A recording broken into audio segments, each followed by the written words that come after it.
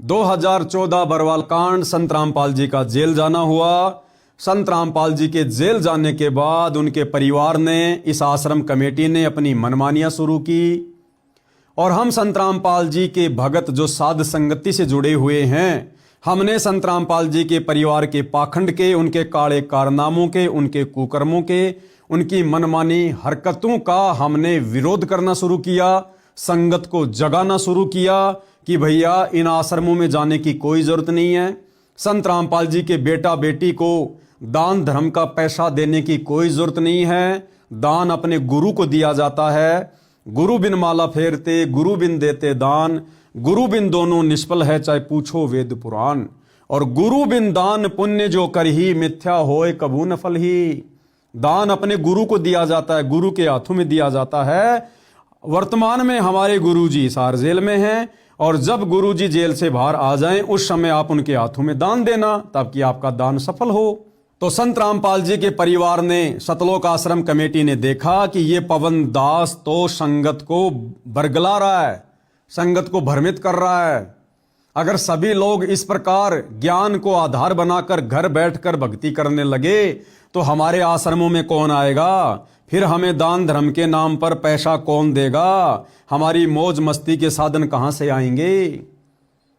तो इन सतलोक आश्रम वालों ने, जिनकी मिलाई संत रामपाल जी से होती है सप्ताह में, क्योंकि कानूनन जो संत रामपाल जी के परिवार वाले हैं और जो वकील हैं वो उनसे मिल सकते हैं, तो संत रामपाल जी के परिवार ने मुझ पवन दास की झूठी शिकायतें संत रामपाल जी को अपना जैसा व्यक्ति मानकर करनी शुरू कर दी।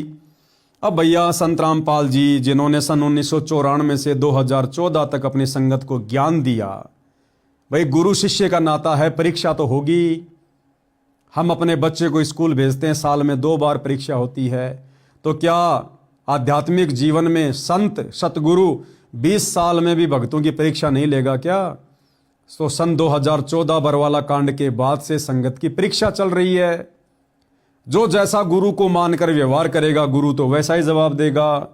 तो जैसा इन लोगों ने संत रामपाल जी को कहा, संत रामपाल जी ने वैसा ही जवाब इनको दे दिया कि ऐ मेरे बेटा बेटियों, अगर तुम लोगों के अनुसार वो पवन दास बाहर इस प्रकार की हरकतें कर रहा है, जैसा कि इन लोगों ने उल्टा सीधा बोला कि गुरुजी वो पवन दास संगत को ठग रहा है, वो पवन दास तो नया आश्रम खोल लिया है, वो भक्तों को नाम दीक्षा देने लग गया, वो तो खुद ही स्वयंभू गुरु बन गया।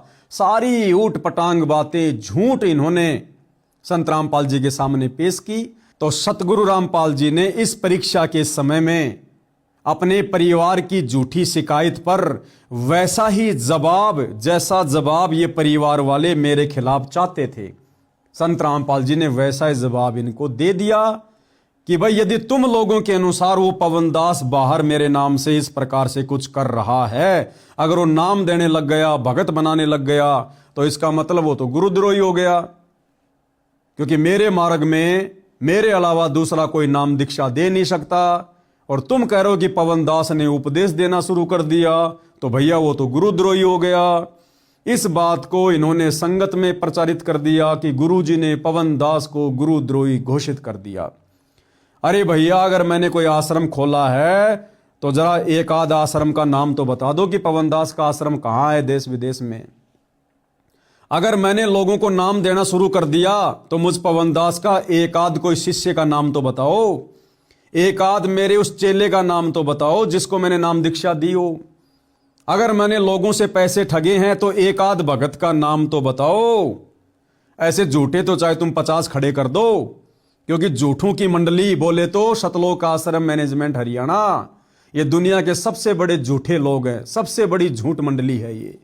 भगत का केवल ठप्पा लगा हुआ है, भगत का गुण इन लोगों के अंदर एक भी नहीं है।